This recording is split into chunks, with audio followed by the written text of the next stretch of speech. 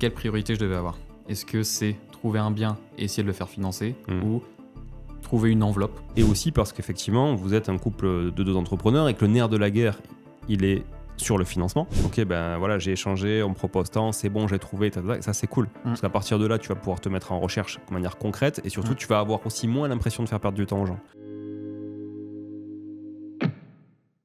Salut Marvin. Salut Julien. Tu vas bien? Ouais, très bien, merci et toi? Bah merci, merci d'être venu jusqu'à Toulouse. T'es venu en famille parce que je viens de croiser ta femme et ta fille. C'est ça, on a passé le nouvel an sur Bordeaux, on s'est dit tant qu'à être à Bordeaux, autant voir si vous étiez dispo le 2. Ouais.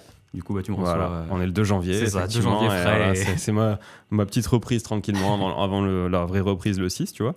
Donc c'est chouette. Et là, vous faites quoi? Vous passez la journée à Toulouse? On passe la journée, on a réservé une nuit quand même, parce que pour rentrer, j'ai pas mal d'heures de route derrière. Ouais. Donc du coup, on passe la nuit. Ah oui, parce que vous rentrez direct après chez vous. Ouais, c'est ça. Donc là, on passe juste la nuit, on va découvrir Toulouse, première fois. Ouais. Donc c'était l'occasion aussi. Cool. Alors il faisait un peu de soleil ce matin, mais très tôt, et là ça s'est un peu couvert, c'est dommage. Mais bon, voilà, il y a toujours plus de soleil que par chez vous, je pense.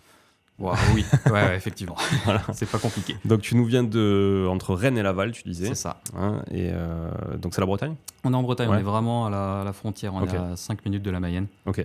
Donc du coup, c'est important pour nous de rester, on est 2 Bretons. Ok. C'est important pour nous dans un premier temps de rester en Bretagne, même si on a une grosse partie de notre vie qui se fait sur Laval. Ok, très clair. 32 ans, donc, voilà. Donc une fille, je l'ai dit, que je viens de croiser. T'as qu'une seule fille. Oui, on a qu'un enfant. J'ai croisé tout le monde, c'est bon. C'est ça, t'as croisé tout le monde. Ok.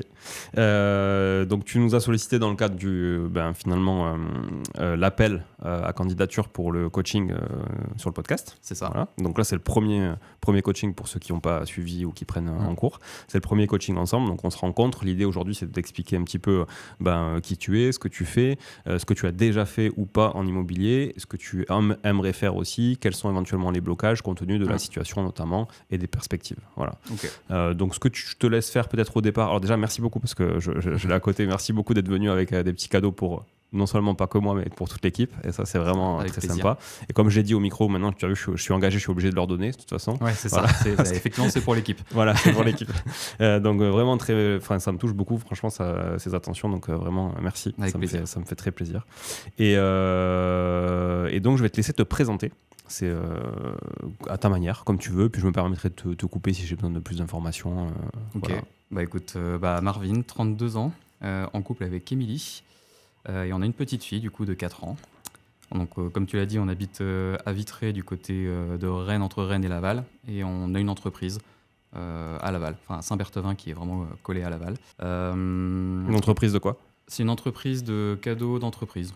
Donc en fait on crée tout sur place, du sur-mesure, cadeaux et équipements. Donc on peut faire de la broderie, de la gravure laser, de la découpe laser, du flocage. Et en fait, on répond aux cadeaux d'entreprise, aux cadeaux publicitaires. Et c'est vous qui faites? Et on fait, vous fait fabriquez tout sur place. En fait, on a une boutique showroom atelier. Et on est aussi ouvert aux particuliers. Donc là, on sort de Noël. C'est pour ça qu'on a pris quelques jours de congé. La grosse période. Grosse période. C'est ça. Donc là, on a ça depuis un peu plus de 2 ans. D'accord. On a créé tous les deux avec ma femme. Vous faisiez quoi avant chacun? Alors moi, j'étais RRH. Donc rien à voir avec la création. Donc pour moi, c'est une grosse reconversion.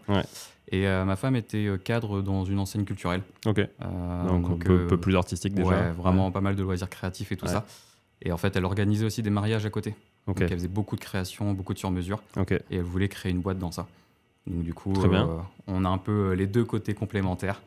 Donc c'est comme ça qu'on a lancé le projet il y a 3 ans, après 1 an de création, 2 ans d'ouverture. Donc vous avez arrêté tous les deux le salariat. C'est ça. Vous êtes mis en rupture conventionnelle, vous avez négocié? Alors, moi je suis parti en rupture conventionnelle, parce que du coup je suis arrivé dans mon poste de RRH 1 mois avant le Covid. Donc j'ai géré un bon plan. Génial. Voilà. Et du coup à la fin on m'a fait des propositions que j'ai préféré décliner. Et du coup... sachant pas trop quoi faire derrière.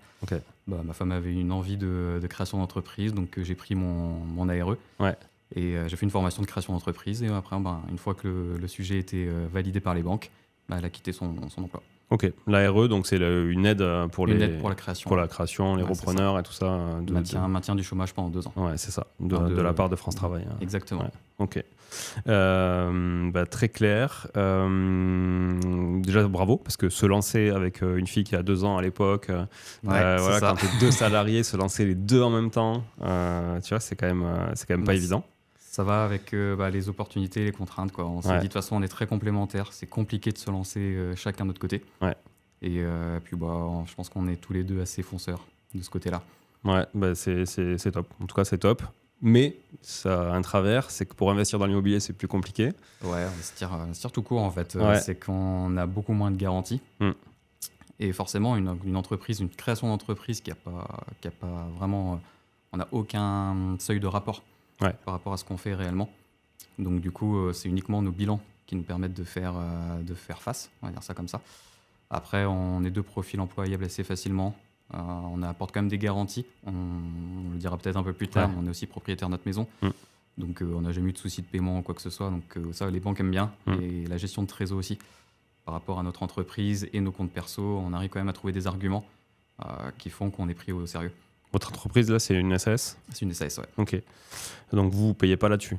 Non, pour l'instant, on ne se paye pas. Moi, je suis parti travailler l'année dernière, de avril à octobre. Donc, j'ai réactivé 6 mois, un peu plus de 6 mois de droit. Ouais.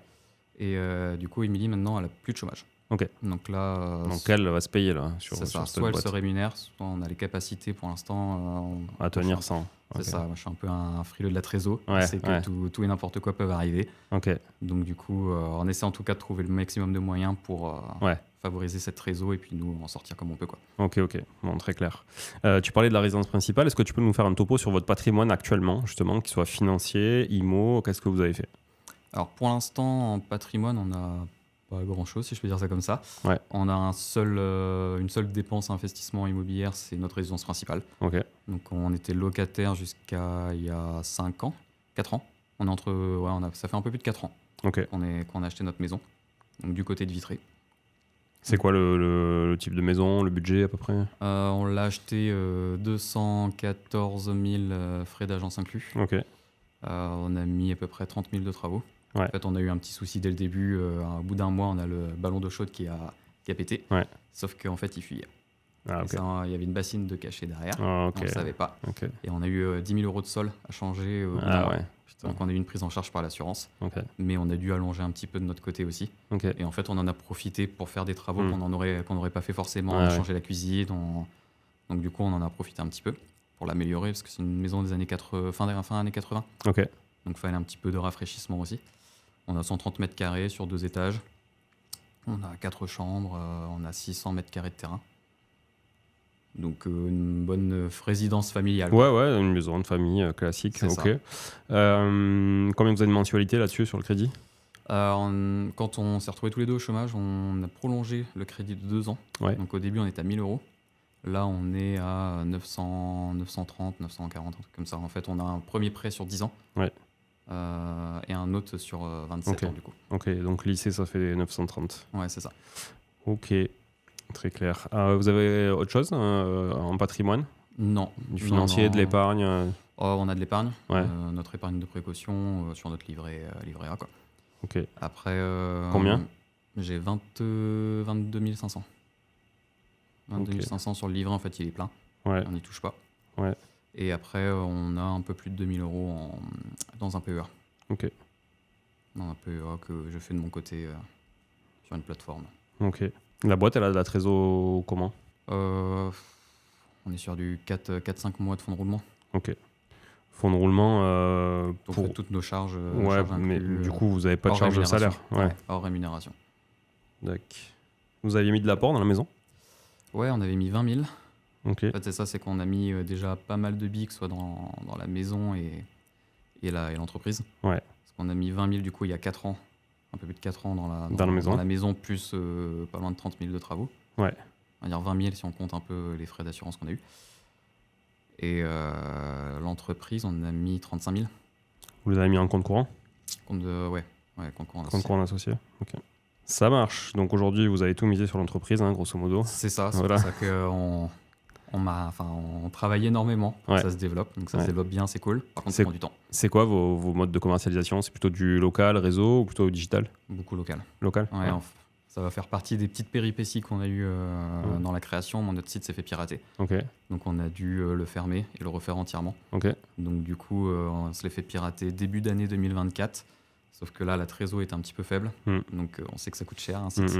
Surtout un site marchand avec de la personnalisation. Ouais, carrément. Donc, en gros, l'objectif, c'était de développer le particulier sur le site internet et de rester avec notre showroom atelier, principalement pour nos pros qui aiment bien voir comment on fabrique. On fait souvent un échantillon avec eux et derrière, on lance une série. Donc, c'est plus ça qui est intéressant par rapport à notre proximité. Et du coup, là, on s'est retrouvé sans site internet. Donc c'est un petit peu problématique, mais on a quand même réussi à bien développer notre chiffre, notamment par les pros. Et là, la 3e année, on a un nouveau site qui vient de sortir avant Noël, donc ça va déjà pas trop mal marché sur un lancement. Peut-être qu'on peut donner le nom du site. Nous, c'est lamascotte.fr. Comment ça s'écrit? La mascotte, c'est le lama. SCO2T. Donc lama, L-A-M-A. C'est ça. Et Scott, SCO2T. Comme le prénom, donc tout attaché. Et puis nous, c'est l'entreprise La Mascotte. Ok, trop cool. Lamascotte.fr. C'est ça. Et vous livrez partout en France. C'est ça. Exactement. Écoute, petite promo si ça peut servir. Franchement, on sait jamais. Voilà. On sait jamais, un petit détour à Toulouse pour une promo, ça se fait. Ou même ailleurs, partout en France, c'est cool. Donc voilà, et vous livrez toutes sortes d'objets. Le site vient d'être créé, donc on a beaucoup de choses à ajouter. Il n'y a pas beaucoup de parties pro non plus. C'est plus une sorte de montrer un peu les types de projets qu'on a pu traiter. Mais au moins le particulier, ça montre ce qu'il peut faire. Ok, bon, cool. Ce côté IMO, alors tu me disais, tu nous as écrit que tu avais principalement identifié des blocages. Donc, c'est ça. 3 principaux blocages. Est-ce que c'est toujours le cas? Parce que tu nous avais écrit, je pense que c'était en octobre, un truc comme ça. Ouais, c'est ça. Alors, j'en ai un qui ressort plus que les autres, ça reste le financier. Le financier, parce que du coup, forcément, on n'a pas de rémunération fixe depuis en dehors du chômage, mais je sais que l'indemnité n'est pas forcément prise en compte par toutes les banques. C'est un des discours que j'ai eu jusqu'à présent, parce que j'ai déjà fait quelques rendez-vous. Et du coup, je sais, en fait, c'est très compliqué, je trouve, de rechercher sans budget au final. Et du coup, pour les premiers échanges que j'ai eus avec les banquiers, on m'a dit de cibler plutôt mes recherches sur une renta qu'un budget. Donc, par exemple, de faire mes 30% d'abattement. Et en gros, ça me permettrait de faire mon budget. En gros, qu'on suive sur quelque chose qui est rentable dans un premier temps, qui permette de gérer si jamais il y a des problèmes. Qu'est-ce qu'ils attendent comme rentabilité en fait? Oui, ils m'ont dit 30%. En gros, ton prêt doit être 30% inférieur à tes loyers. Ouais, d'accord. Donc, ils considèrent, eux, juste avec de leur prisme, la partie mensualité, quoi, parce qu'ils ne considèrent pas. Et ils abattent 30% pour la partie de charges foncier, charges de copro éventuelles, etc. Vacances locatives. Donc, c'est juste parce que c'est eux, dans leur bécane, ils doivent rentrer 70% des loyers, il faut que ce soit à l'équilibre, quoi. C'est ça. J'imagine. Ouais. C'est quoi la banque qui t'a conseillé ça? Ça, c'était le Crédit Agricole, qui est ma banque pro. Ok, ta banque perso, c'est quoi? C'est Crédit Mutuel de Bretagne. Que je n'ai pas sollicité pour l'instant. Bon, je pense qu'il y a déjà, avant d'aller dans d'autres points, il y a déjà un premier sujet, c'est effectivement aller solliciter des banques.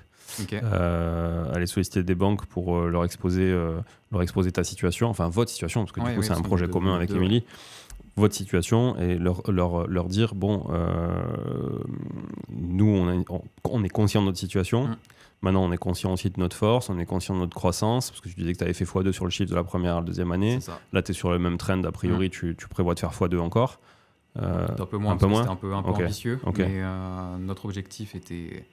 En tout cas, on est au-dessus de l'objectif, au prévisionnel. Donc, il y a quand même un prévisionnel qui a été donné à une banque initialement, peut-être, ou pas? Vous l'avez transféré? Oui, après le prévisionnel de base, on a un peu fait une croix dessus. Par contre, on se redonne des objectifs à chaque bilan.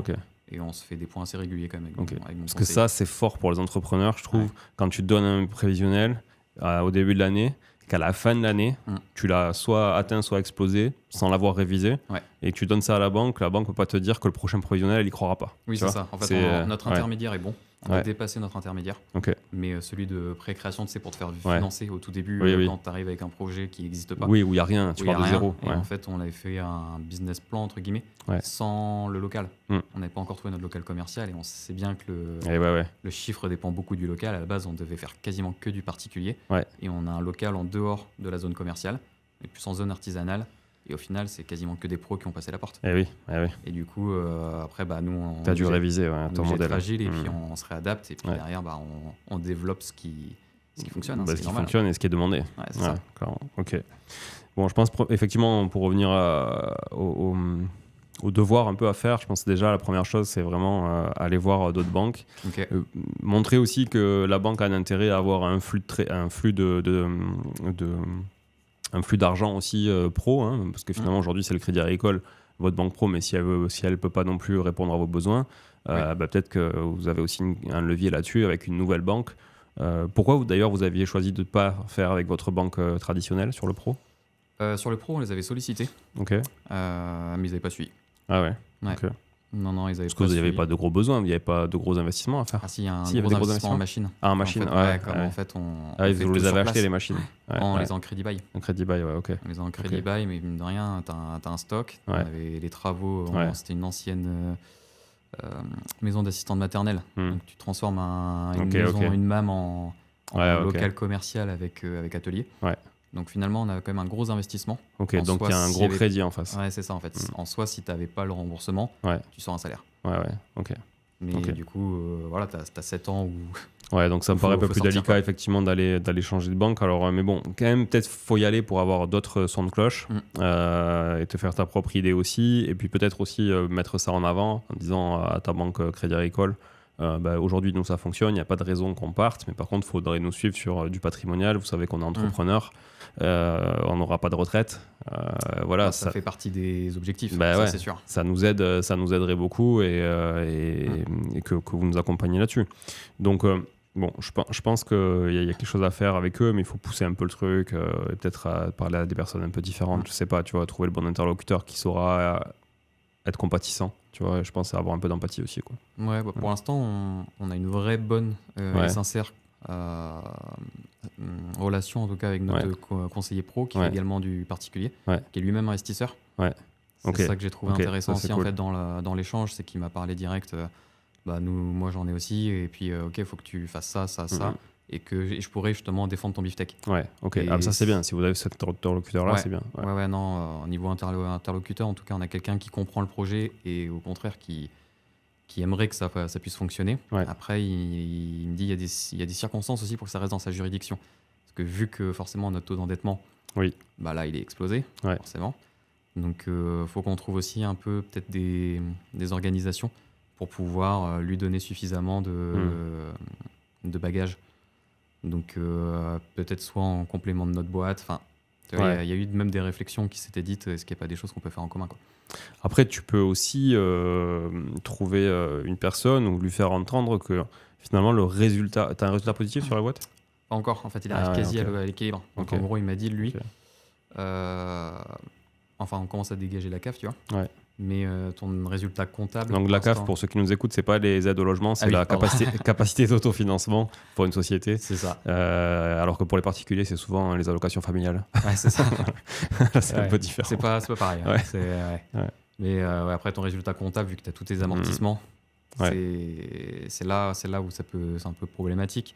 Mais en soi, vu que la tendance est très bonne, il me dit, moi, à partir de août, il pourra plus facilement, en tout cas, faire passer des dossiers, puisque ce sera positif en août. Ok. Tu clôtures quand ? 31 août. 31 août, ok. Donc le temps que tu fasses le bilan, tout ça sera à la rentrée, quoi. Normalement, on arrive à l'avoir sur fin octobre, début novembre. Ok. J'espère que mon expert comptable écoute, parce qu'il est un peu plus lent que ça. On a été obligé de pousser un peu. Moi, je clôture au 30 septembre, et tu vois, on est en train de valider là pour tout publier avant le 15 janvier, quoi. Ah ouais. Moi, j'ai poussé parce que je savais qu'il y avait des échéances là. Et nous, ce qui est un peu problématique, c'est que tu attaques Noël. Donc, en fait, tu attaques ta plus grosse période sans avoir eu ton résultat comptable. Non, il faut le faire avant ça. Il faut que la stratégie d'investissement de nos nouveautés sur Noël, elle soit en accord avec notre année précédente et l'objectif de l'année suivante, quoi. Par contre, fin août, c'est pourquoi ce choix fin août ? On s'est dit que ce serait plus calme. Parce que nous, on est 2 anciens du commerce et on le faisait fin janvier. Et en fait, enchaîner Noël avec l'inventaire, parce qu'en fait, nous, c'est pas forcément la clôture fiscale, c'est l'inventaire qui est très chronophage. Et du coup, on s'était dit, on aura le temps sur août. De toute façon, on va peut-être fermer 2 semaines. On prend 2 jours pour faire l'inventaire, c'est pas bien grave. Et au final, on a énormément de taf pour la rentrée. Donc, on a ciblé les particuliers et non les professionnels au début. on a beaucoup de remises de trophées. C'est des choses de l'année. Nous, on fait trophées en bois. Du coup, après, on a un client régulier qui nous fait une demande de trophées, de 130 trophées en septembre. Et du coup, vu qu'on les fait nous-mêmes, ça prend un peu de temps. Quoi. C'est clair. Et en fait, on s'est retrouvé avec énormément de taf sur juin, juillet, août. Tout ce qui est enterrement de vie de garçon, jeune fille. Toutes ces choses, en fait, on n'avait pas forcément anticipé. Ce qui est très cool, mais du coup, ça te change ton orga. Carrément. Donc au final, on ferme 2 semaines en août pour bosser comme des dingues. Parce que je me posais la question, parce que tu vois, c'est pas à la fin d'un trimestre ou quoi, enfin, tu vois, ça fin août. Nous, on voulait vraiment pas être sur les rotules à la fin Noël. Et au final, quitte à bien, en fait, on clean bien nos stocks avant justement d'attaquer Noël. Comme ça, on sait exactement ce qu'on a. On sait ce qui a fonctionné, ce qui n'a pas fonctionné sur l'année précédente, et on développe ce truc-là. Quoi. Ok, intéressant. C'était pour ça qu'on avait fait en tout cas cette stratégie-là. Bon, c'est la curiosité personnelle, rien à voir avec ça. Ok, premier blocage financier. Bon, là, franchement, moi, je vais pas trop pouvoir t'aider dans le sens, à part te dire, il faut trouver le bon interlocuteur, la bonne manière de présenter les choses. Comme tu n'as pas de résultat net, parce qu'en fait, le topo là-dessus, c'était de se dire, en fait, il y a des banquiers qui pourraient considérer que le résultat net de votre boîte, vu qu'il n'y a que vous dedans, qu'il n'y a pas d'autres actionnaires, c'est in fine votre revenu, c'est du dividende potentiel. Même si vous ne le versez pas, ça reste quelque chose. Il y a le dividende, même si tu ne le verses pas cette année, tu peux le verser dans 3 ans. Ta boîte te le doit. Quoi. Donc, moi, j'avais des interlocuteurs bancaires qui considéraient ça, et franchement, c'était assez pratique, tu vois, parce que ça te générait artificiellement de la capacité d'endettement. Donc ça, c'était intéressant. Après, votre résidence principale, vous avez déjà amélioré, vous avez déjà rallongé la durée et modulé ça pour abaisser votre endettement. Donc là, je vois pas ce qui pourrait être fait sur la résidence principale. Non, après, on a un projet de vente. Après, on finit un petit peu quelques rénovations et tout ça. Mais comme on a une grosse partie de notre entreprise, notre vie, qui se fait à Laval, on a un projet de vente aussi au niveau. Mais il faudra vous reloger. Mais il faudra nous reloger. Donc, en fait, c'est. Donc, soit tu vas réemprunter, soit tu vas louer et tu ne loueras pas beaucoup moins cher. Tu prends une charge. Quoi. Donc finalement, ça va faire un plus-moins. Donc, ça, je pense qu'effectivement, s'il y avait une grosse culbute en disant, OK, je fais une grosse culbute et puis je vais vivre dans un studio pendant 2 ans, le temps de développer la boîte. Bon, mais effectivement, là, il y avait un intérêt parce que tu pouvais générer de la capacité supplémentaire. Mais là, c'est pas le cas. Vous avez un enfant. J'imagine que vous avez besoin de la même typologie de maison. Vous n'allez pas diviser le prix par 2. Non. Après, on a grand. On a grand quand même. Donc, on sait très bien qu'on prendra quelque chose d'un peu plus restreint. En fait, on a fait un peu l'erreur on augmente notre niveau de vie avec l'augmentation de nos revenus. En fait, on a tous les deux. Moi, j'ai changé de taf et elle a eu une promotion juste avant que Émilie tombe enceinte. Et on nous a filé. Maintenant, en plus, on en a parlé il n'y a pas longtemps. Le préavis, parce qu'il y avait sa fille qui revenait des États-Unis. Il m'a dit le congé pour reprise. Bon, je vais loger ma fille, il faut que vous partiez. Et là, on s'est dit, on fait quoi Et finalement, on a acheté quelque chose d'équivalent, un peu plus grand que ce qu'on avait avant, mais dans un secteur plus prisé. Et du coup, au final, on payait 600 € de mensualité avant, on est passé à 900. Quoi. Donc vous pourriez retourner quand même sur 600. On pourrait retrouver sur quelque chose de 600 € sans trop de soucis. Malgré les taux actuels. Après, peut-être pas en achat tout de suite, du coup. Parce que du coup, tant qu'on a. Mais en loyer, vous pourriez. Mais en loyer, on pourrait. En tout cas, on peut se le permettre. Bon, déjà, alors il y a peut-être effectivement quelque chose là pour aller rechercher de la capacité d'emprunt.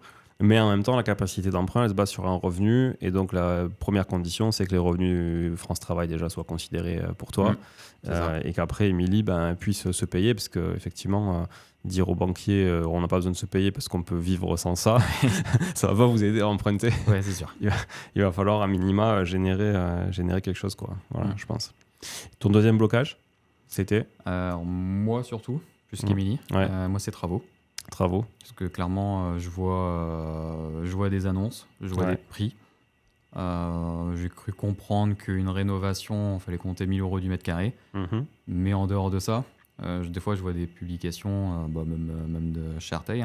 Quand vous faites vos petits listings de travaux et que je vois les changements, je me dis, on n'est pas à 1 000 € du mètre carré. Comment ils ont fait Et du coup, c'est vrai que pour l'instant, ça ne me parle pas encore. Alors, 1 000 € du mètre carré, c'est une rénovation totale. Hors menuiserie. Souvent, mais dans la plupart des villes où, tu vois, même je suis allé dans d'autres régions de France pour étudier un peu le truc.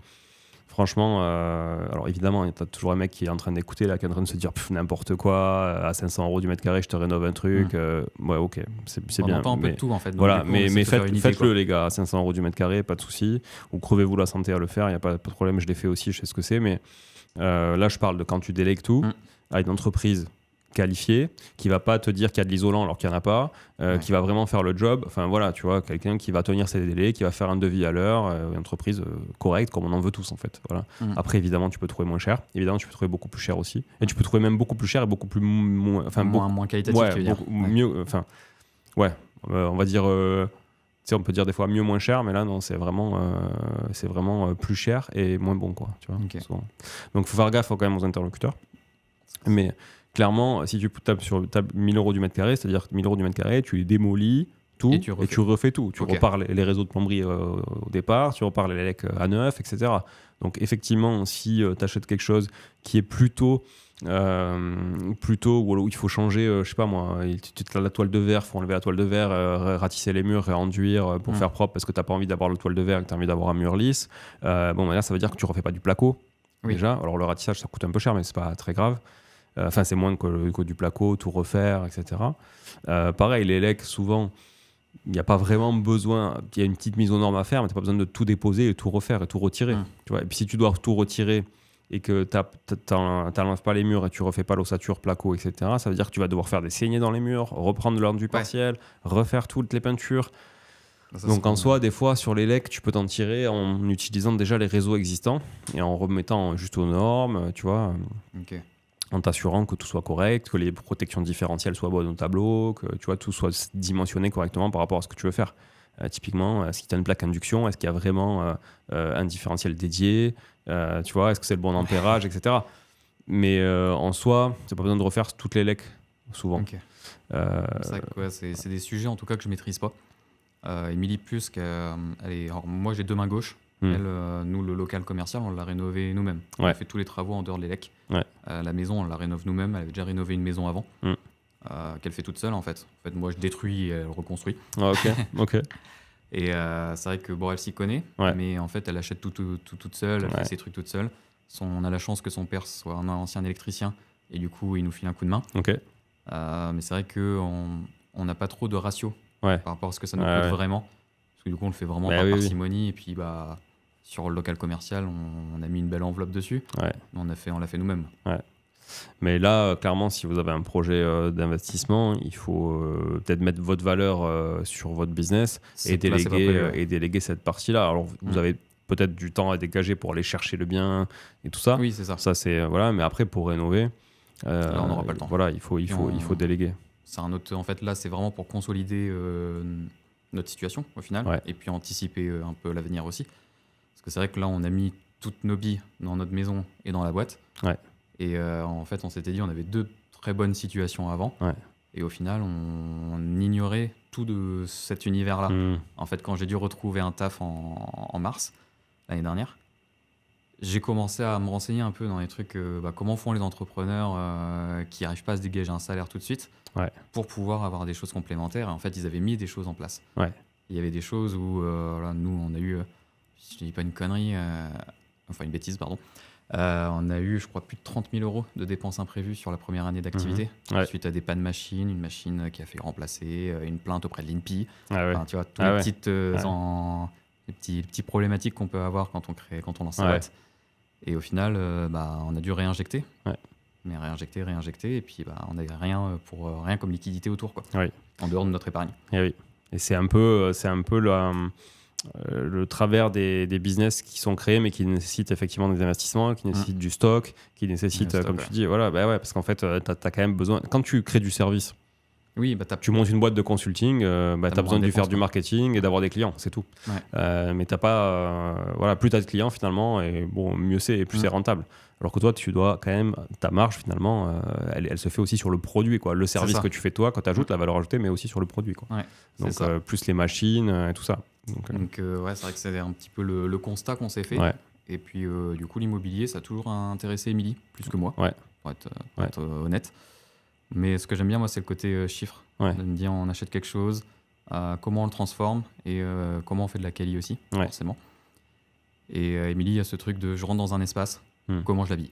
C'est elle qui a fait la totalité de la rénovation de notre local, c'est elle qui fait tous les plans de tout ce qu'on fait. Donc elle aura plus tendance à se projeter que toi. Finalement. C'est ça. Donc en fait, on visite les trucs à deux. Parce que du coup, moi, j'ai la vision chiffrée. Et elle a la vision de OK, ça va falloir le remplacer. Et moi, je sais combien ça va coûter. Et du coup, quand je dis qu'on est complémentaires. C'est bien. Mais c'est bien, franchement, c'est bien d'être complémentaire comme ça, je trouve, dans un couple. Maintenant, sur la partie travaux, ce que tu peux faire peut-être comme exercice aussi, justement pour arriver à mettre ces chiffres en fonction de ce qu'elle va projeter, etc., sur tout, c'est de te dire, de prendre un poste. Déjà, on sait que là, a priori, ça sera de la petite surface sur laquelle tu vas investir, vu la capacité d'emprunt, etc. Peu probable que vous achetiez un immeuble, un gros appartement que vous allez diviser, ou une maison. Non, c'est pas. Moi, mon conseiller me disait de partir sur un immeuble. Ah ouais? Ouais. Mais après, nous, on est ouvert à tout. C'est un premier. En soi, c'est un premier. Donc, moi, mon conseil pour se faire la main, c'est prendre un petit truc et apprendre avec ça, en fait. Parce que le problème, c'est que partir sur un immeuble, pour moi, c'est surdimensionné pour quelqu'un qui n'a jamais fait d'immobilier, même si c'est un immeuble de l'eau. Parce qu'en soi, il y a quand même des contraintes. Il y a des contraintes techniques, il y a des contraintes de réseau, d'évacuation. En copro, tout est géré pour ça. Pas par toi, par quelqu'un d'autre. Sur un immeuble, c'est toi qui dois tout gérer. Donc, tu vois, je trouve que c'est pas cohérent de se dire je pars sur un truc en monopropriété alors que j'y connais rien et que je suis pas, tu vois.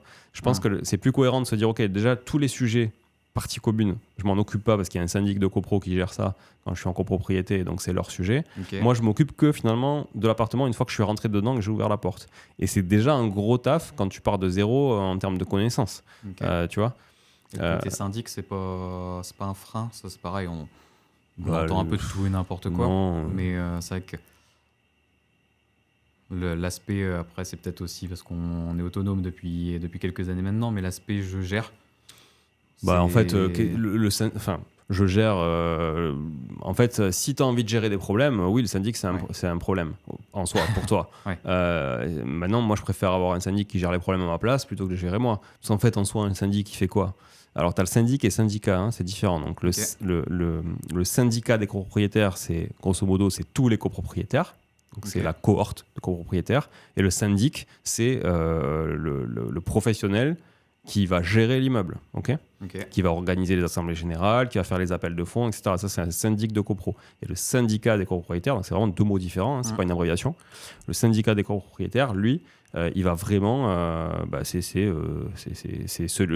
la mamie qui veut jamais payer, c'est l'autre. Ça, c'est ce dont tu vas entendre parler. C'est plutôt le syndicat, la problématique. C'est-à-dire que tu n'es pas tout seul. Tu as d'autres personnes et chacun a des intérêts différents. Voilà.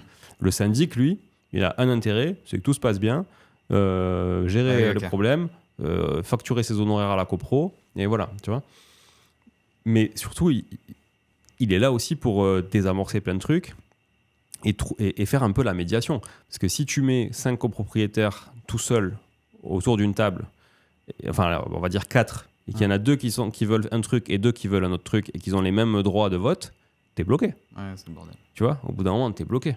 Et là, le syndic peut quand même amener autre chose, tu vois, une sorte de médiateur, quoi, un rôle de médiateur, je trouve intéressant.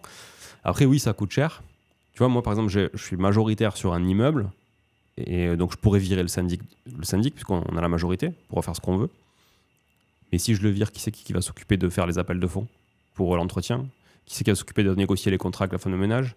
Pour l'électricité des parties communes, les assurances de l'immeuble? Qui c'est qui va renégocier les contrats? Tu vois, qui c'est qui va organiser tout ça? Qui c'est qui va organiser les travaux quand il va devoir refaire une toiture, etc. Moi, clairement, je préfère... parce qu'en fait, quand tu l'organises pour toi tout seul, ça peut avoir du sens, mais franchement, souvent, c'est quand même assez lourd à porter pour pas grand-chose, tu vois. Et puis, dans un immeuble en monopropriété, tu vas avoir des sujets déjà de voisinage, c'est-à-dire que le mec du deuxième étage, du premier et du rez-de-chaussée, en fait, il a un seul propriétaire, c'est le même. Donc, à partir du moment où les mecs savent que le propriétaire, c'est le même, déjà, ils vont se mesurer le montant des loyers. S'il y en a un qui paye plus cher, mais pourquoi? Donc, tu vas avoir des appels, mais pourquoi lui, le mec d'en haut, il paye plus cher alors que son appart, en plus, il paye moins cher alors que son appart, il est plus grand. Enfin, tu vois. Monsieur le propriétaire, le gars en haut, il fait du bruit. Vous pouvez lui demander d'arrêter? Tu vois? Quand tu es en copro, tu n'as pas ça. Ouais. Tu vois, tu n'es pas responsable de tout. Tu vois. Okay. Et là, tu es responsable de tout quand tu es en monopropriété. Et moi, je trouve que c'est aussi un travers de la monopropriété, c'est ça. C'est que les gens, ils savent où appeler, et ils ont une seule personne à appeler, c'est toi. Voilà. Donc en termes de charge mentale, je trouve que c'est plus lourd. Et puis surtout, il y a une vision aussi à avoir quand on achète une monopropriété sur du gros œuvre que tu n'as pas. Pour l'instant, c'est voilà, tu n'as pas sur la copropriété. Sur de la division possible demain, oui, non. Est-ce que la division actuelle est bien faite ou pas dans les normes, au niveau eau, au niveau élec, au niveau cadastre, au niveau impôt, enfin, tu vois, il y a plein de choses comme ça. Donc moi je dirais ça, c'est plutôt un step 2, voire un step pas du tout, parce qu'en fait en soi, avoir un immeuble de rapport ou une monopropriété, c'est pas une fin en soi, tu vois. Peut être, il y en a qui ça va, il y en a qui ça va pas. Moi j'ai eu jusqu'à une trentaine de biens en même temps, dedans il n'y avait pas un seul immeuble en monopropriété, hein, tu vois. Voilà. Maintenant j'en ai, mais j'en ai pas, tu vois, pendant très longtemps j'en ai pas eu, et franchement je m'en portais pas moins bien, hein. Voilà. Donc peut-être pour commencer, en tout cas, voilà, encore une fois, c'est un conseil qui est à la fois objectif et subjectif, puisque ça vient aussi de mon expérience et de mon vécu, mais je pense que commencer petit. Petite surface, genre T2 quoi. Ouais, T2, parce que effectivement, dans le coin où vous êtes, alors si c'est à Rennes du studio, ça fonctionne, mais bon, voilà, je sais pas si c'est pas trop l'objectif, c'est d'aller à Rennes. Voilà. On a Vitré, c'est une belle petite ville qui augmente, qui augmente sacrément, parce que nous on a fait plus 20 sur les 5 dernières années. Ouais. Plus 4 ou plus 20 sur les 4 tout le marché a fait à peu près plus 20. Ouais, c'est ça. Ouais. Et c'est le prix au mètre carré est déjà assez élevé sur Vitré. Après, on a eu ciblé 2-3 autres villes, des petites villes en soi, entre 10 et 20 000 habitants, qui sont autour et qui se développent bien et qui n'ont pas tout dedans en fait. Ouais. C'est aussi ça. Après, Laval se développe aussi. Donc là, j'avais visité justement en décembre un studio. Ouais. C'était un studio qui était hyper bien placé, mais du coup, forcément, il a été acheté dans les 4 heures. Je l'ai visité, j'ai rappelé le soir. Ouais. Il était acheté. Mais moi, ce qui m'avait bloqué, c'était les charges de copro. Ouais. L'appartement était en dessous du marché. Ouais. Par contre, il y avait 1000 balles de charges de copro, quoi. Alors 1000 balles pour quoi? Pour un T2? Pour un studio de 19 mètres carrés. Studio, ouais, c'est beaucoup trop cher. Et après, j'imagine qu'il y avait le chauffage à l'intérieur, le chauffage collectif. Ouais. Bon, voilà, l'un dans l'autre, il faut voir ce qu'il y a. Pareil, encore une fois, j'ai pas la jauge. Ouais. Je vois beaucoup de charges de copro autour de 1000 balles. Mais après, c'est parce que c'est. Pardon, c'est dans des immeubles années 60 ou 70, non? Ce genre d'immeuble. Ouais, c'était dans le historique de Laval. Ouais, mais historique. Enfin, dans la rue commerçante, pardon, de Laval. Ok. Mais parce que années 60-70, il y a beaucoup de chauffage collectif, très souvent. Et effectivement, moi, je déconseille, de manière générale, d'acheter dans des immeubles où il y a des charges collectives que tu subis. D'accord. Déjà, il y a des immeubles où il faut faire attention parce que le chauffage est facturé en fonction des tantièmes de détention. Donc, c'est-à-dire que même si tu consommes rien, tu vas être facturé en fonction de ta surface, finalement, grosso modo, pour faire court. Alors, c'est de moins en moins le cas, mais ça arrive encore. On a un client, c'est le cas. Hein, c'est une résidence principale dans un immeuble où en fait, chacun paye le chauffage, qu'il l'utilise ou pas. Voilà. Je savais pas ça. Et puis, maintenant, ils ont mis des défalqueurs, etc. Donc, ils sont capables de savoir la consommation de chaque appartement et de la refacturer. Hein, c'est généralement ce qui se passe. Mais malgré tout, le sens de l'histoire fait que souvent, c'est du gaz. Et le gaz, ça va se terminer. Clairement, déjà, c'est interdit sur du neuf, je ne sais plus à partir de quand, sur les constructions neuves. Et à mon avis, d'ici 20 ans, du gaz, il n'y en a plus. Tu vois, c'est trop polluant, etc. C'est fini. Tout passe à l'élec. Donc, ça veut dire que dans ces copropriétés-là, il va y avoir énormément de travaux à venir pour passer tout le monde en élec, pour condamner le gaz, déposer, supprimer les réseaux, etc. Et souvent, en plus, dans ces apparts, tu as des gros tuyaux qui passent dégueulasses qui vont alimenter les radiateurs en eau, tu vois. Voilà. On les voit en bas. Ouais, voilà. Donc, tu vas avoir aussi des travaux d'esthétique à faire, en plus d'avoir des travaux électriques, tu vois. Parce que si là où il y a le radiateur actuel, il n'y a pas de prise, tu pourras pas remettre un radiateur là. Donc, tu vas mettre un radiateur là où tu as une gaine qui arrive, mais il faudra quand même retirer un réseau jusqu'au tableau parce que tu peux pas le brancher sur une prise lambda et il faut que ce soit individualisé. Donc, tu vois, en fait, il y a plein de contraintes comme ça à moyen long terme qui fait que même si ça peut être une bonne affaire à court terme, une fois que tu auras vraiment fait le bilan sur ton investissement 10-15 ans après, tu vas te rendre compte que finalement, il y avait trop de frais que tu n'avais pas anticipé. Tu vois, comme tu disais, sur tes machines, etc., il y a des trucs qui arrivent. C'est pareil sur l'IMO. Donc, il vaut mieux acheter un truc au prix du marché aujourd'hui, mais où tu es sûr que tout a été fait pour l'avenir et tout sera nickel, etc., et que voilà, tout est prévu, plutôt qu'acheter un truc sous le marché en disant bah ouais, c'est cool le loyer, parce que à loyer équivalent, si tu achètes sous le marché, c'est mieux, c'est sûr. Mais sauf que si ton loyer il bouge pas trop demain, ou il bouge de la même manière que l'autre, mais que par contre tes coûts ils augmentent, bah, finalement tu risques d'inverser la tendance d'ici 5 ans, tu vois, par exemple. Ouais, et puis là en plus le studio était. Le loyer était au-dessus du marché. Ouais, il était loué bien au-dessus du marché. Ouais. Après, il était très très bien placé. Ouais. Mais il faut quand même réussir à retrouver un locataire qui paye le même montant. Alors tu vas retrouver en juillet et en août. Oui. Mais si ton locataire se barre en février, tu peux pas baser tes calculs sur ça. Parce qu'en février, ça va être très compliqué de relouer un studio. Tu vois, ou en novembre. Avec la rentrée. Bah ouais, parce que. Puis même de manière générale, le marché de l'IMO, quand même, début novembre jusqu'à fin février, c'est un peu mou quand même, tu vois. Le turnover, il n'y en a pas trop. C'est l'hiver, les gens bougent pas trop, les déménagements sur ces périodes-là, c'est pas très cool, quoi, tu vois. Okay. Donc, c'est plus facile de trouver un locataire au printemps, l'été, à la rentrée, que dans les périodes hivernales, hein, clairement. Voilà. Y a beaucoup moins de turnover. Donc ouais, Laval, pourquoi pas. D'ailleurs, ça me fait écho. J'avais reçu un marchand de biens qui sévit à Laval. Donc peut-être qu'il aura des opérations, tu vois, sur lesquelles tu pourras te positionner. Mais n'hésite pas à le contacter si jamais, d'ailleurs. Loïc, il s'appelle. Ouais, je l'avais vu, j'avais envoyé un petit message pour dire que j'avais vu son interview, elle était intéressante en plus. Parce que du coup, je connaissais pas trop ce secteur-là. Et j'ai quelqu'un dans mon réseau aussi qui est marchand de biens, mais que j'ai découvert dernièrement. Ok. Mais du coup, moi, je me connais tellement pas encore dans le sujet. Et puis, pour pouvoir échanger sur ce type de sujet, j'ai besoin de comprendre et de maîtriser. J'ai un peu ce truc de...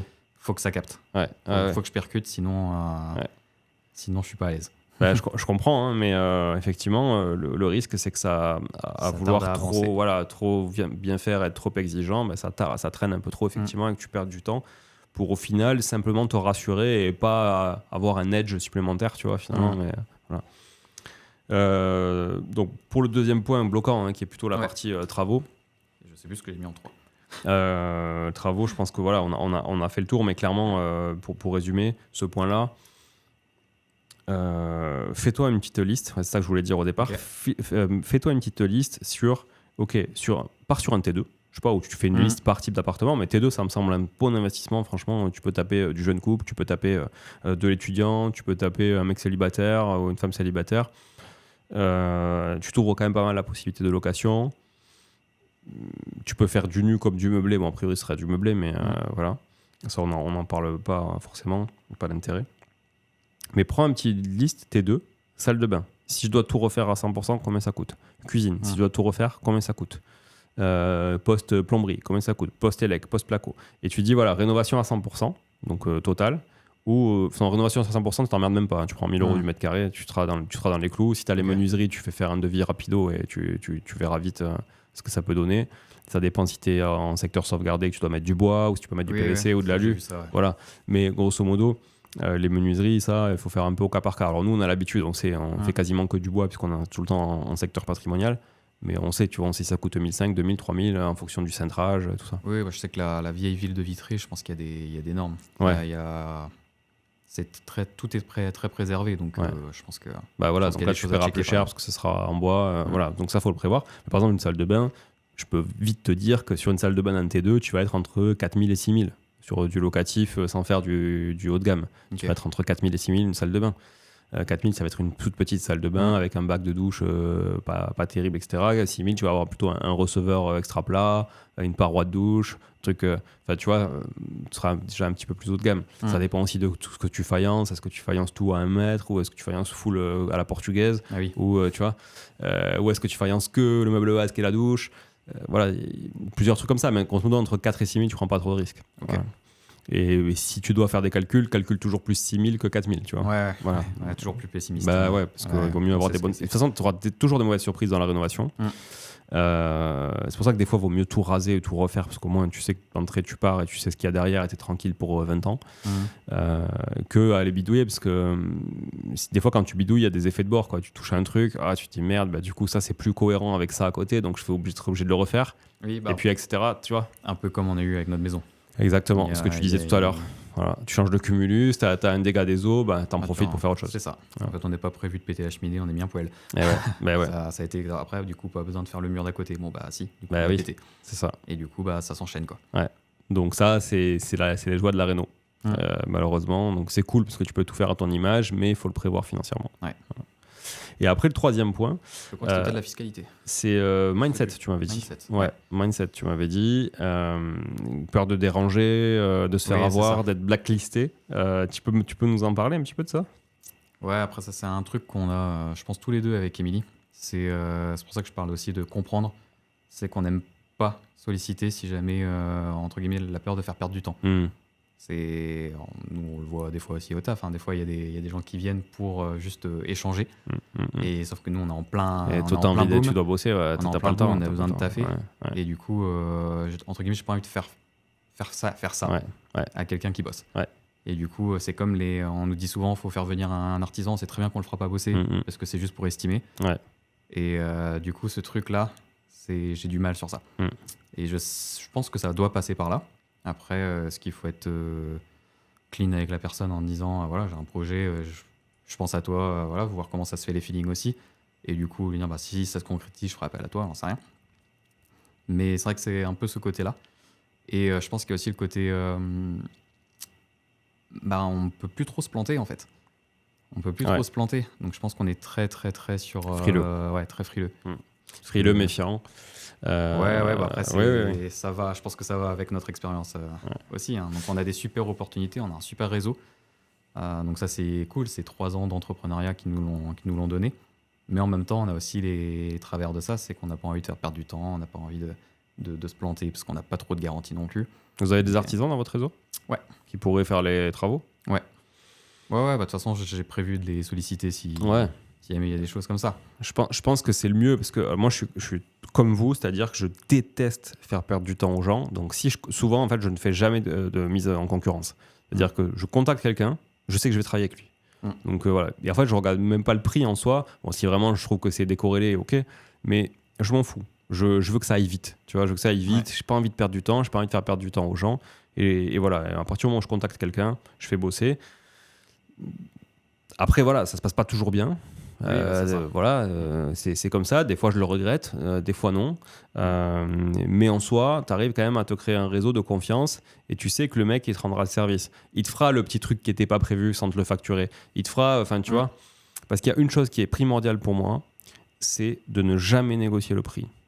Je trouve que, évidemment, si c'est quelqu'un que tu connais déjà, tout ça, c'est de jamais négocier le prix. C'est-à-dire qu'à partir du moment où tu négocies le prix avec un artisan, tu peux te dire que déjà, tu es relégué à la 4e ou 5e place dans sa liste de priorités. Parce que pourquoi il irait passer du temps et s'investir dans ton chantier, alors qu'à côté, le mètre carré de placo, il le facture plus cher, c'est-à-dire au prix où lui, il doit le facturer pour gagner bien sa vie, à un autre chantier.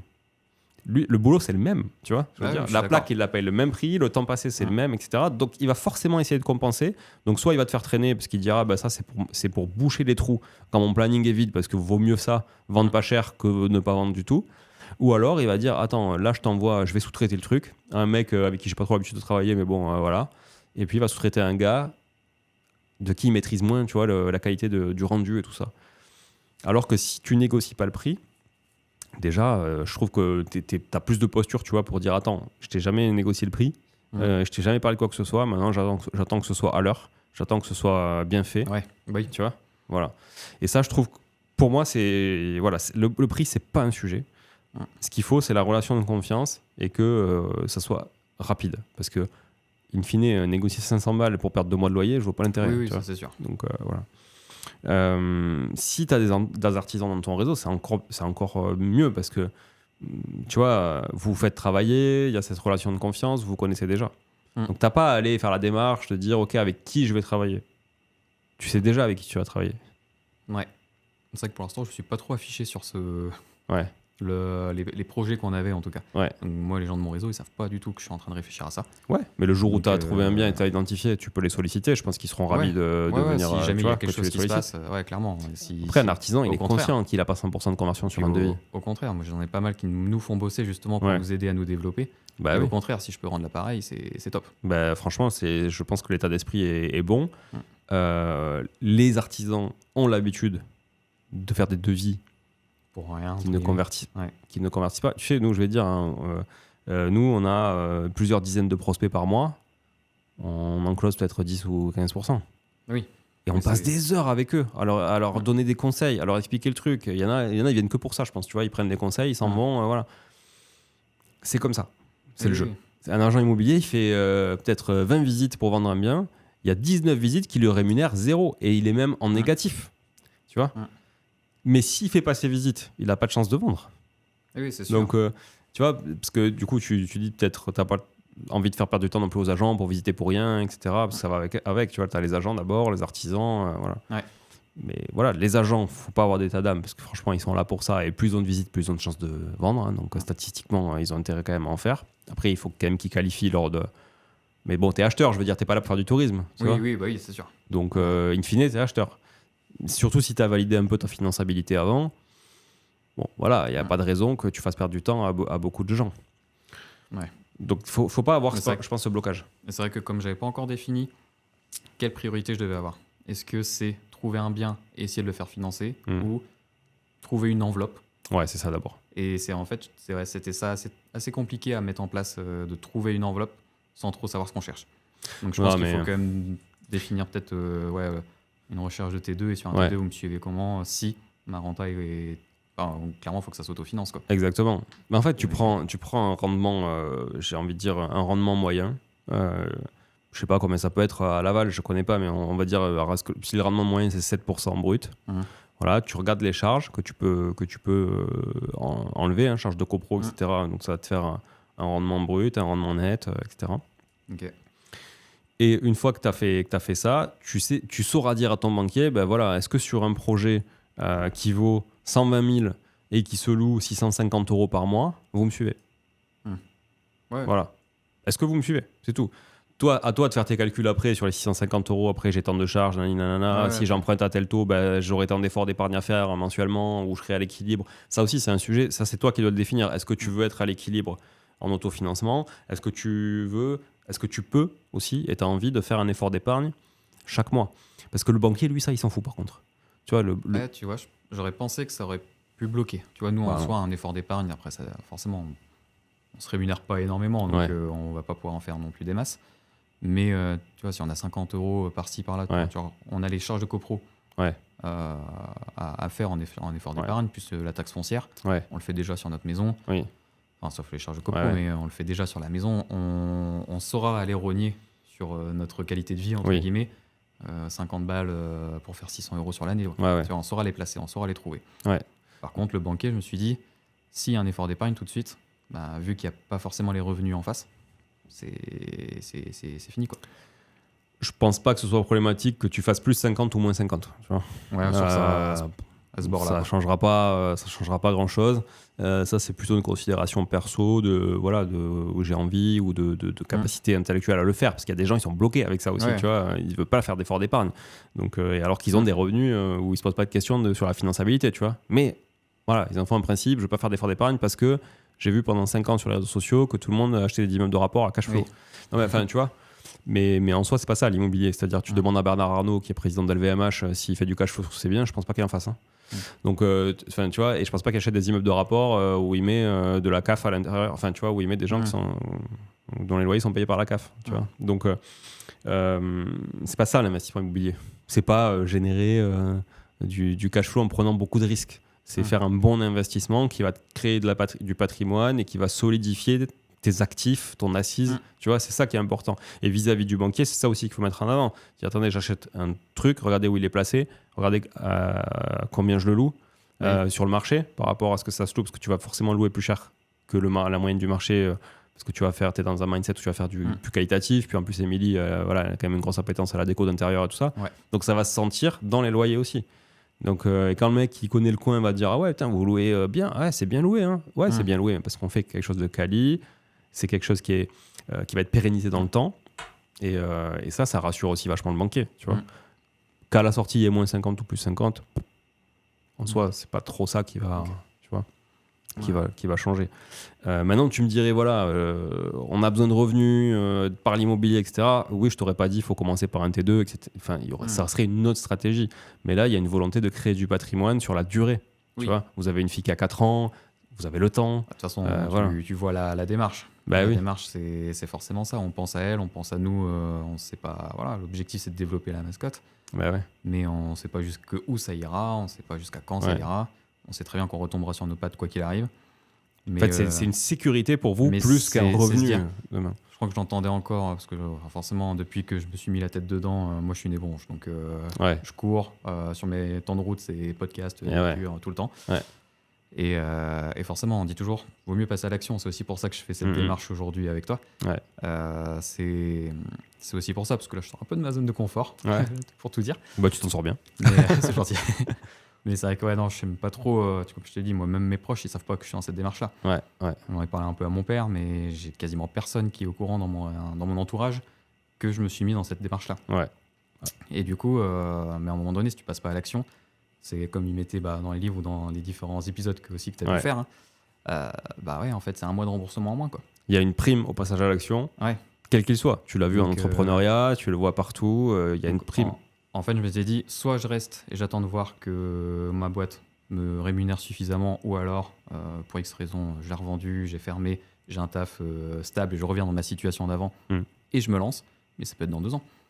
Donc je me dis, quitte à le faire, autant au moins avoir l'opportunité. C'est pour ça que j'avais saisi les formulaires de demande. J'ai une situation qui change un peu, parce qu'on est 2 entrepreneurs et pour l'instant, j'ai pas entendu de coaching sur ça. Non, mais c'est aussi pour ça qu'on a sélectionné ton profil. Bon, déjà parce qu'il était fourni en argumentation, et ça fait plaisir aussi que tu aies pris le temps de réfléchir, d'exposer un peu tout ça.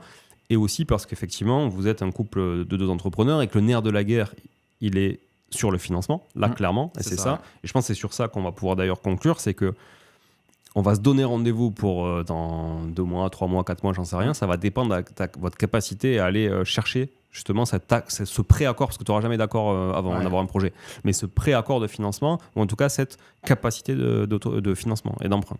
Voilà. Donc je pense que là, la clé, au-delà de dire qu'est-ce qu'on va acheter, etc., je pense que pour moi, je pense que voilà, on a un appart, petite surface. Mais s'il faut, c'est mieux le T3 chez vous. Ça, je peux pas vous dire parce que moi, je connais pas le marché à Laval ou autour de Laval. Il y a beaucoup de petites surfaces. Il y a vraiment beaucoup de petites surfaces, ça s'est vachement développé. Mais est-ce qu'il y a une vraie demande en face ? Il y a une demande. J'en parlais avec justement l'agent immobilier qui nous avait fait visiter sa petite surface. Il est grand. Je n'arrive rien à en faire. C'est que du studio ou du T2. Après, il y a beaucoup. La courte durée se développe énormément aussi. Donc je pense que ça joue. Et puis après, c'est une petite ville étudiante. Vitré, c'est très touristique. Donc, et puis ce serait familial aussi. Donc en fait, T2, je pense que c'est un bon compromis. Studio, je me pose la question. On a vraiment du mal à se... Moi, je ne ferais pas de studio sur une ville comme Laval. Franchement, à se mettre sur du studio. Alors, j'en ferais si j'avais plusieurs biens, tu vois. Mais sur un premier bien, pour le T2 me semble plus... le T2 me semble plus flex, tu vois, en termes de typologie de locataire à qui tu peux louer. On n'est pas sur des budgets qui changent énormément en plus. Sur les 2. Ça, j'imagine. Donc, le budget me paraît correct. Vous allez, c'est pas comme si vous allez à la banque en disant coucou, je suis à France Travail, ma femme elle a du mal à se payer sur la boîte, mais voilà, je veux acheter le bâtiment de la mairie, tu vois. C'est un peu. Peut-être qu'elle est dégueulasse la mairie, j'en sais rien. Non, ça va. Mais c'est rarement le cas. Non, en général, ça va. Ils sont en train de tout rénover en plus. En général, ils ont des bâtiments pas mal, les mairies. Même ma vitrée, elle est belle. Mais tu vois, ça me semble raisonnable comme projet pour démarrer et donc accessible pour aussi le banquier, entendable, tu vois. Voilà, donc je pense que les devoirs à faire, c'est ça. Tu nous tiens au courant, tu nous dis, tu vois, tu nous écris pour nous dire... Ok, ben voilà, j'ai échangé, on me propose tant, c'est bon, j'ai trouvé, ça c'est cool. Parce qu'à partir de là, tu vas pouvoir te mettre en recherche de manière concrète et surtout, tu vas avoir aussi moins l'impression de faire perdre du temps aux gens. Oui, c'est sûr. C'est quand tu es dans ce flou artistique, c'est là où en fait, t'as pas d'infos à donner. C'est quoi votre budget ? Je sais pas. Et au banquier, vous recherchez quoi ? Je sais pas. Qu'est-ce que vous me financez en fait ? Et du coup, tu es entre 2 chaises. Ouais, mais là, je pense qu'on a pas mal avancé sur le type de bien. Le montant, bah, tu verras en fonction de combien ça coûte. Là-bas, tu regardes un projet T2, combien ça coûte. Voilà, mais bon, tu vois, sur l'exemple que j'ai pris là, 120 000 et tout ça, je sais pas si c'est le cas. Mais autour de 80. 80, bon, voilà. Ouais, les T2, de ce que j'ai vu en tout cas, pas forcément dans les secteurs vraiment pile centre-ville, ni rien, si c'est un petit peu dans les lotissements autour. Ok. Bon, tu regardes entre 80 et 100 000. Avec une enveloppe travaux si besoin. Ouais, c'est ça. C'est l'enveloppe travaux. Quoi. C'est ça. Donc c'est pour ça que on regarde le projet total. Et apport. Ouais. Alors l'apport, là, a priori, voilà, sur un projet comme ça, je pense que si vous amenez 10 points, tu vois, si vous amenez les frais, donc autour de 10-12. Frais de notaire, quoi. Ouais, 10-12. C'est-à-dire dit frais de notaire. Là, pour l'instant, du coup, tout ce qu'on va pouvoir mettre de côté, on le met de côté. Ouais. Et ça servira à ça, quoi. Ouais, bah, je pense que, franchement, je pense que c'est pas mal. Aujourd'hui, les taux rebaissent un peu. Les banquiers réouvrent un peu les vannes. C'est début d'année. Donc, tu vois, là, en fin d'année, c'est plus compliqué parce que s'ils ont fait leurs objectifs, ils font pas d'efforts. Okay. Ils ont fait leurs objectifs, il y a les vacances de fin d'année, tu vois, ils sont tous en train de faire leurs stats, leurs calculs, leurs trucs et tout. Donc c'est toujours plus facile en début d'année ou en début de trimestre pour des banques parce qu'elles ont des objectifs tu vois, à faire régulièrement ou annuellement. Et du coup, tu vois, ce qui est fait n'est plus à faire, quoi. Ouais. Voilà. Alors que si tu arrives après tout le monde, bon, on va pas trop se bouger pour Marvin et Emily, alors qu'on a déjà fait nos objectifs, alors que ça va être un dossier chiant à défendre au comité et tout. Voilà, alors qu'on a déjà fait, on est tranquille, on peut partir à Noël, tu vois. Là, je pense que le timing est meilleur. Ok, ça marche. Voilà. Est-ce que tu as une ou deux questions que tu veux qu'on aborde? Il nous reste 5 minutes, à peu près. Non, ça me paraît pas mal. Je pense qu'on a fait déjà un bon tour découverte. Ouais. Donc ouais, non. Allez, parfait. Recherche, quoi. Ben voilà, let's go. Et tu nous tiens au jus. Et puis dans quelques mois, on refait un deuxième épisode ensemble. Et puis on fait le point. S'il faut, t'auras, j'espère, déjà trouvé un bien, déjà fait une offre. Idéalement, ça serait cool qu'on puisse rediscuter de ça ensemble. Ok, ça marche, on fait comme ça. Et traiter les autres points bloquants qui arrivent après, suivi des travaux éventuels ou quoi, tu vois. Ça peut être cool. Ouais, ça me paraît bien. Allez, merci Marvin. Merci et à bientôt. Ouais, à bientôt. Ciao.